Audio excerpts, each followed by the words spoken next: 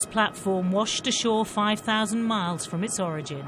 Debris from the Japanese tsunami found on America's northwest coast almost 2 years later.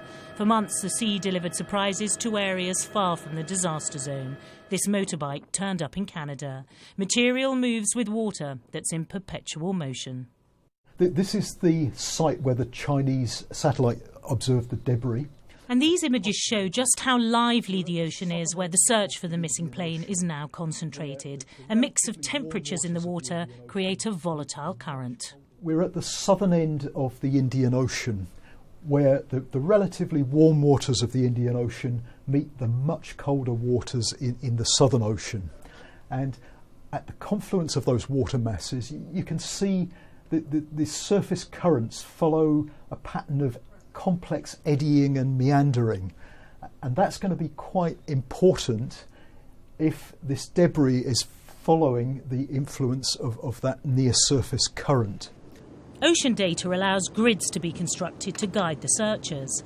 Wreckage mostly under the water would be carried by currents, but material sticking out of the sea would also be affected by winds, making predictions of where to locate items very difficult. But finding that first piece of evidence as soon as possible is imperative, according to David Mearns, an underwater search specialist who helped locate the wreckage of Air France Flight 447 and the stricken vessel MV Derbyshire. Any material, he says, can allow searchers to work backwards.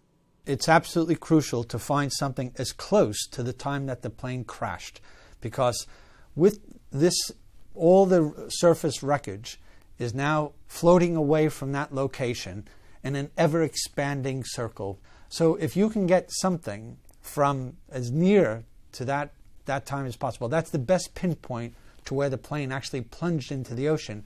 But it's feared the weather may slow progress towards that end. A powerful cyclone is spinning in the region. It's unlikely to affect the area of Southern Ocean now being scrutinised, but it could affect the teams trying to get there.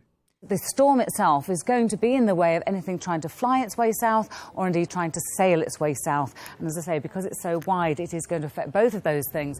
And time is of the essence. Every hour matters, and hours are being consumed simply getting manpower and equipment to such a remote location. If the plane is in this ocean, then onboard recorders could provide vital clues as to how it got there.